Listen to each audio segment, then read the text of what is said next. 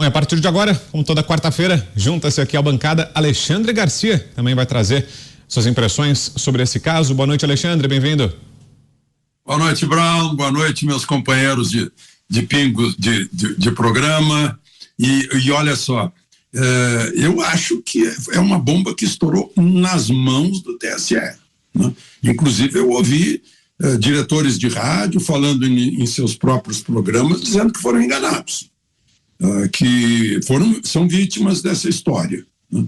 154 mil inserções, principalmente em rádios do Nordeste, principalmente na Bahia, onde o Lula teve a maior diferença sobre Bolsonaro, né?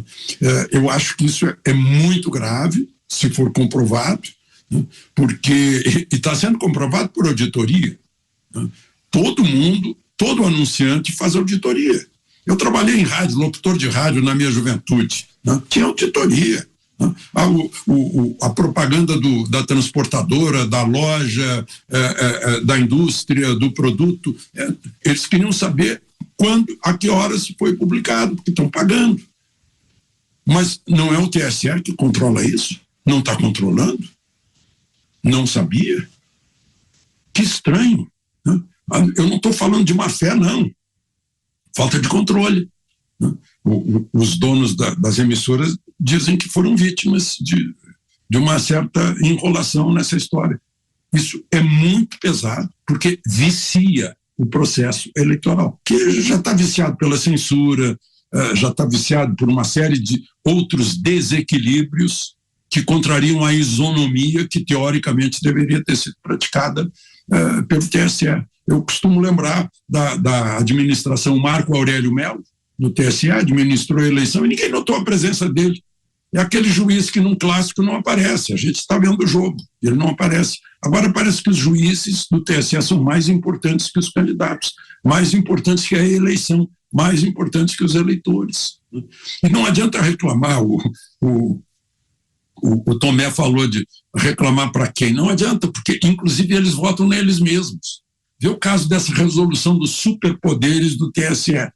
Foi para o Supremo para julgar, porque afinal o Procurador-Geral da República viu meia dúzia de deficiências em relação à Constituição, infringindo a Constituição 6 vezes. Aí foi lá e o Supremo confirmou. Só que entre os votos do Supremo estão os votos dos 3 ministros do Supremo que estão no TSE, votaram a favor deles mesmos.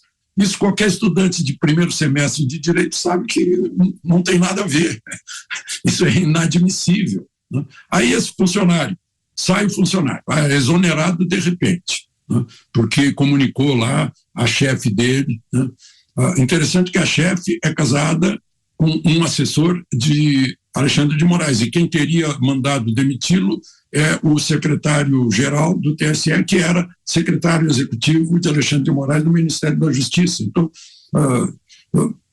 eu acho que lá no artigo 37 está muito claro que uma das características do serviço público é a impessoalidade, além da publicidade, né, de fazer as coisas às claras. Agora, a gente tem que saber o que foi que houve. Será que tem remédio? Vai ser difícil.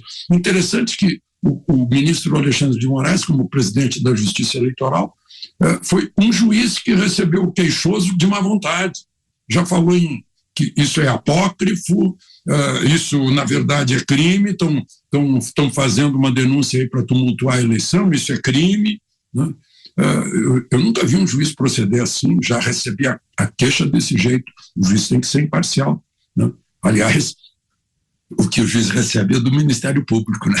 Aqui no Brasil já não tem mais Ministério Público, passaram por cima do artigo 129, né, que fala que, da essencialidade do Ministério Público no 127, o 129 diz que o Ministério Público é que tem a iniciativa dos processos, né?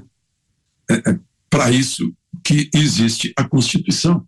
Hoje eu vi o pessoal lá no Senado tentando sacudir o Senado, porque o presidente do Senado está imóvel sobre os requerimentos, para ver se corrige, se a gente volta à Constituição, volta ao devido processo legal, né, volta às garantias constitucionais, né, volta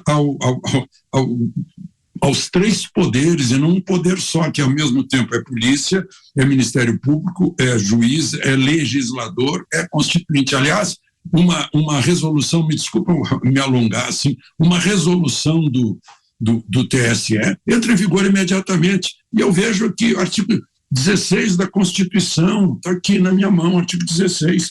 A lei que alterar o processo eleitoral entrará em vigor na data de sua publicação, não se aplicando à eleição que ocorra até 1 ano da data de sua vigência. E essas resoluções, como a gente sabe, têm força de lei.